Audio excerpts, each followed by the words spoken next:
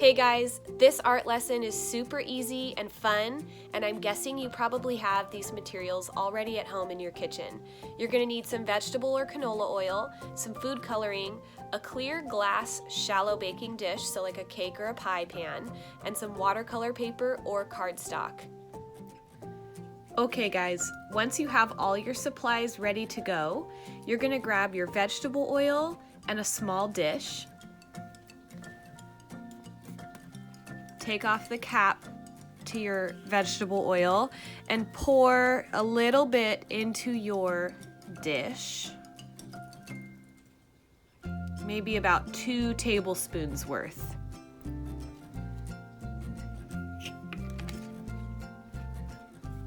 And then set the vegetable oil to the side. Pick a color of food dye. I'm going to use green and blue for my first one.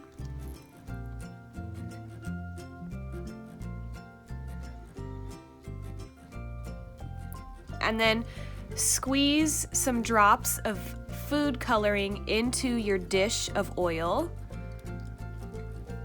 I did about 7 drops of green and I think that was 8 drops of blue.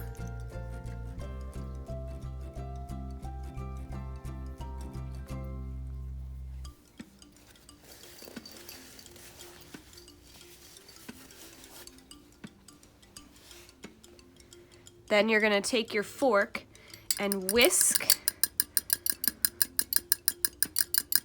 the oil and the food coloring together so that you break up the droplets of food coloring.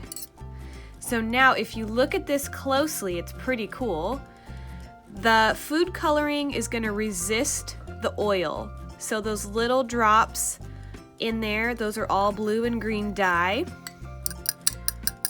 And then the oil stays separate so they don't blend together. But by whisking it, we're just breaking up those big pieces of dye.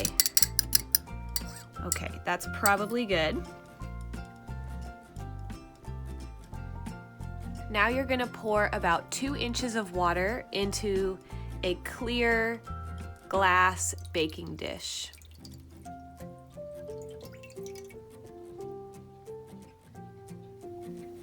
Then you take your oil and food coloring mixture.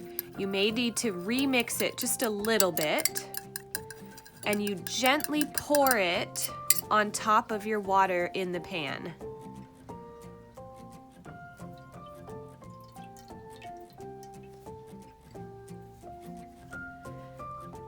Now you can start to watch as the dye and the oil separate from the water. Pretty neat. You may start to see that some of your dye bubbles are popping and there's little blue or green dots in the water. Now, when you do this at home, you can choose whatever colors you want and you can play around with mixing and creating different colors. So I might end up with more of a teal color because I used blue and green. If you used yellow and red, for example, what would you get? Orange. So play around with different colors and experiment with what kinds of things you like. Now you're ready to dip your paper into your oil and water and food coloring mixture. So you just leave this alone. You don't mix it, you just let the oil and water naturally separate. And now you have some really cool colors going on in your pan.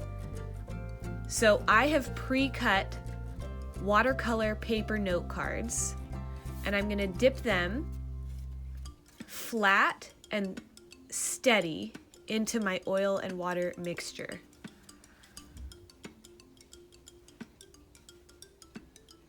You can just lay it right on top, tap it a little bit, make sure that the color gets onto the paper, and you can already see that some of the oil is starting to seep through on the back side of this paper. Now you lift up your paper And if you tilt it a little bit, the oil will start to drip off.